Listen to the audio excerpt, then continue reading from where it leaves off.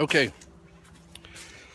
something I seem to always have an issue with is whenever I go to smoke items like smoking turkeys and try to have the juices left behind so that we can use that in either making gravies or doing dressings. I like to use this to put into my dressing that I make during Thanksgiving season, and I seem to always tend to have a pan size problem. I get a pan to put in the bottom to catch it, and it's either too big, it won't sit right in the smoker, or it's too small and I lose the juices from outside of the pan. I just catch a certain percentage of it, or the pan's too big and it interferes with me trying to use different broths and stuff like that in order to help keep the turkey moist. So I'm trying something new this year that I've kind of thought about, come up with. I'm going to turn this around and let you see what I put together. So you won't. The best part is you probably won't see me. Let me see if I can turn this around. Nope. All right, so I'm going to flip this around. You just hear me talk. So what you're looking at now is here's the pan, and I'm using a smaller pan so that I can do what I'm doing here. And if you'll notice that here's the pan in the bottom, and then I've taken the aluminum foil and attached it around the grill to try to catch any of the drippings that may fall outside of that circle and then run down into the pan.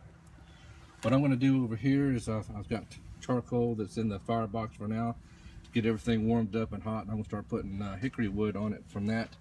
And then once the hickory wood starts to turn into a good batch of coals, there won't be any more charcoal added to it. So pull this out of the way for now, and I was using that in order to block the smoke from the charcoal being lit so that I could work on the pan. This is going to be my moisturizing pan. I'm going to take this pan and set this pan in here just like this, and if it boils or runs dry, I'll just come out and refill it. It won't interfere with the temperature or anything like that, so we're not really blocking the heat source too much. Plus at the same time, it also gonna help control that heat a little bit more sometimes, because it'll want to spike every now and then when you want to try to add more wood to it.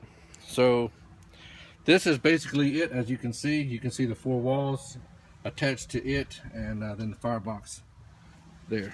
So what we're going to do now is I'm going to put the grates back on it and see how this is going to sit. We want this to sit good and not mess up the pan.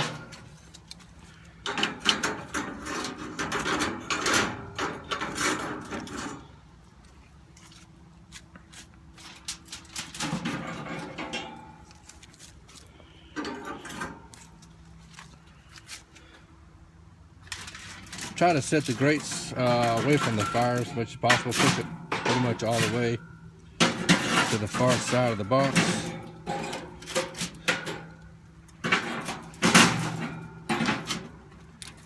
There we go. Now, there's smoke.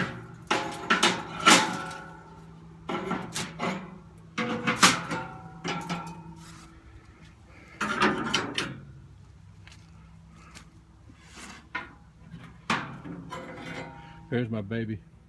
I've been getting it ready. Start making it work here shortly.